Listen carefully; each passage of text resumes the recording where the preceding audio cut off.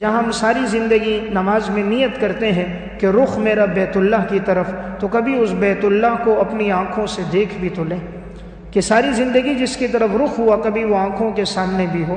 اور انسان اگر صدق دل کے ساتھ نیت کرے، اسباب اللہ پیدا فرما دیتا ہے۔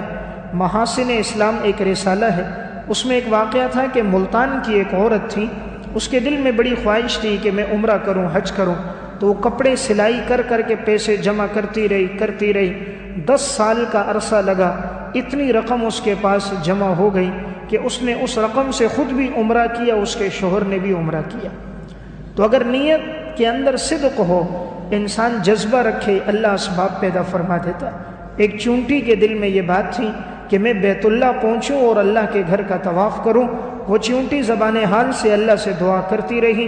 اللہ رب العزت نے ایک پرندے کو بھیجا، وہ پرندہ آ کر اترا، یہ چونٹی اس پرندے کے پاؤں پہ چڑھ گئی، پرندہ اڑتا رہا یہاں تک کہ بیت اللہ میں پہنچا، مطاف میں آ کر بیٹھ گیا، اور یہ چونٹی نیچے اتری اور اس نے بیت اللہ کا چکر لگایا۔ جب اس کا طواف مکمل ہو گیا تو گویا سجدہ کرنے لگی، اللہ کا شکر ادا کر رہی تھی کہ یا اللہ تو نے میرے لیے کیسے اسباب پیدا فرما دیے کہ تو نے مجھے یہاں پہنچا دیا۔ تو جو رب العالمین چونٹی کے لیے اسباب پیدا کر سکتا ہے، اشرف المخلوقات انسان کے لیے بھی پیدا کر سکتا ہے، اگر انسان اس معاملے میں سچا ہو۔ جتنی ہم محنت اور کوشش دنیا کے کاموں کے لیے کرتے ہیں، اگر اس کی چوتھائی بھی کریں تو اللہ اسباب پیدا کر دے گا۔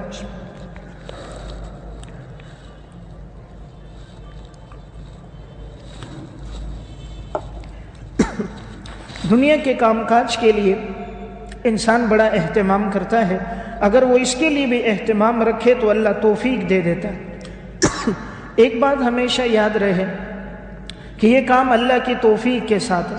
بعض لوگ یہ سمجھتے ہیں کہ ہم جاتے نہیں، حالانکہ ایسی بات نہیں، اللہ رب العزت کی طرف سے ان کے لیے بلاوا نہیں ہے۔ ڈاکٹر عبدالغنی فاروق کی ایک کتاب مکافات عمل، اس میں انہوں نے ایک واقعہ لکھا، کہا کہ ایک شخص امریکہ میں رہتا تھا اور وہیں پہ اس کا کاروبار چل رہا تھا۔ اس کا ایک بھائی پروفیسر تھا، لیکن اس کی زندگی دین میں نہیں گزرتی تھی، ملحد قسم کا تھا، شریعت پر، دین پر، قرآن پر اعتراضات کرتا رہتا تھا۔ تو اس کے بھائی نے ایک دفعہ رقم بھیجی، کہا کہ میں والدہ کو عمرہ کرانا چاہ رہا ہوں۔ اپنے اس بھائی سے کہا تم بھی عمرے پہ چلے جاؤ، تمہارا ٹکٹ میرے ذمے ہے۔ یہ جو ملحد قسم کا تھا، اس نے کہا چلو میں تو جاتا نہیں ہوں، لیکن مفت کا ٹکٹ ہو رہا ہے، چلو تفریح ہو جائے گی۔ تفریح کے ارادے سے یہ چلا گیا۔ جیسے ہی وہاں پر پہنچا، چونکہ دل میں ارادہ نہیں تھا، صدق نیت سے آیا نہیں تھا، جیسے ایئرپورٹ پہ اترا وہیں پر بیمار ہو گیا۔ ایسا سخت بیمار ہو گیا، اس کے لیے چلنا پھرنا مشکل ہو گیا۔ وہیں سے اس کو ہسپتال منتقل کیا گیا، اور اس کی والدہ نے کہا بیٹا میں نے تو احرام باندھا ہے، میں عمرے پہ جا رہی ہوں۔ والدہ نے عمرہ بھی کر دیا، عمرے کے بعد ملنے آئی تب بھی یہ بیمار۔ پھر والدہ واپس گئی، اپنی عبادات کرتی رہی، وہاں سے مدینہ گئی۔ تقریباً 20 دن تک یہ شخص اتنا بیمار رہا، اس کے لیے چلنا پھرنا مشکل تھا۔ والدہ نے اپنے تمام ارکان ادا کر دیے۔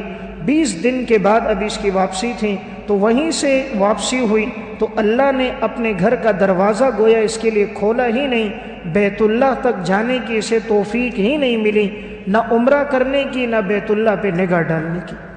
تو انسان کبھی یہ نہ کہے کہ میں نہیں کرتا، یہ سب کچھ اللہ کی توفیق سے ہوتا ہے۔ اللہ نے وہاں بلا کر بھی محروم کر دیا، وہاں لے جا کر بھی اللہ نے اپنا گھر نہ دکھایا، 20 دن تک بیماری میں رکھ کے اللہ نے واپس لوٹا دیا۔ اسی طرح ایک ٹیکسی ڈرائیور تھا جو بیت اللہ کے ارد گرد ٹیکسی چلایا کرتا تھا، اور وہاں سواریوں کو لے کر جاتا تھا، کبھی ایک جگہ کبھی دوسری جگہ، مسجدوں کی زیارتیں کرواتا۔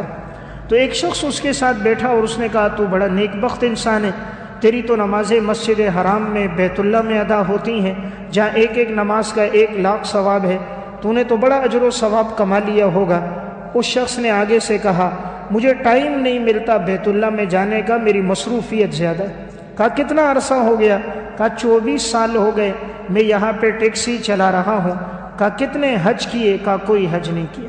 کتنے عمرے کیے؟ کوئی عمرہ نہیں کیا۔ کہا مسجد حرام میں کتنی نمازیں پڑھی؟ کہا مصروفیت زیادہ ہے، کبھی بیت اللہ کو دیکھنے کا موقع نہیں ملا۔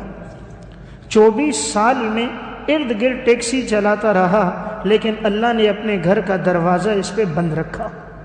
انسان یہ کہتا نا میں جاتا نہیں ہوں، انسان کی کیا مجال ہے، اللہ ہر ایک کو اپنے گھر بلاتا نہیں ہے۔ ورنہ مسجد میں اذان کی آواز لگتی ہے، چوکوں پہ سب کھڑے ہوتے ہیں، بازار میں سب کھڑے ہوتے ہیں، لیکن ہر ایک کو اللہ اپنے گھر نہیں بلاتا، اسے ہی بلاتا ہے جس سے رب العالمین محبت کرتا ہے۔